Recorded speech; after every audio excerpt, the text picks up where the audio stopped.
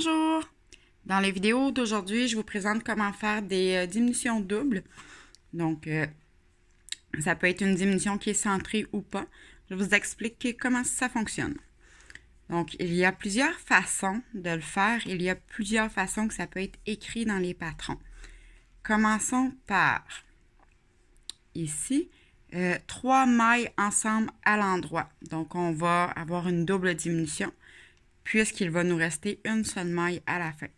Donc, assez simple, on prend les 3 prochaines mailles de l'aiguille gauche et on les prend ensemble, les 3. Ça peut être serré un petit peu des fois. Et on les tricote, les 3 ensemble.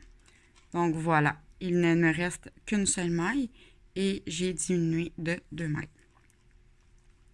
Une autre façon qu'on peut faire une double diminution, ça peut être de glisser une maille, tricoter 2 mailles ensemble et passer la maille glissée par-dessus la maille tricotée. Donc ici, on va parler de SK2PO, donc Slip Cut to Tog Pass Over. Voilà. Et on peut parler aussi de slip 2, donc glisser 2, tricoter 1 et passer les 2 mailles tricotées par-dessus la maille, passer les 2 mailles glissées par-dessus la maille tricotée, excusez-moi. Donc, ça peut être soit 2 mailles glissées séparément ou 2 mailles glissées ensemble. On va tricoter une maille et on va récupérer les 2 mailles suivantes qu'on avait glissées et les passer par-dessus. Là, je vais pouvoir vraiment vous montrer le résultat des 3 façons de faire.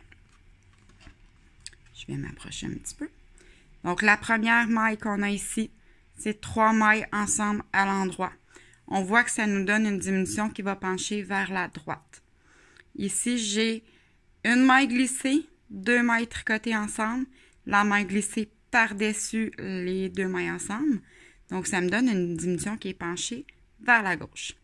Ici, j'ai glissé 2 mailles ensemble et ensuite, j'ai tricoté une maille et j'ai passé les 2 mailles glissées par-dessus la maille tricotée.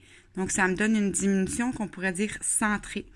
Donc, on voit vraiment vers la droite, vers la gauche et qui s'enligne vraiment au centre. Donc, voilà 3 façons de faire une double diminution. J'espère que cette vidéo vous aura aidé. Si vous avez des questions, n'hésitez pas à communiquer avec moi via ma page Facebook Création ND. Et n'oubliez pas de vous abonner à ma chaîne YouTube. Merci, bonne journée.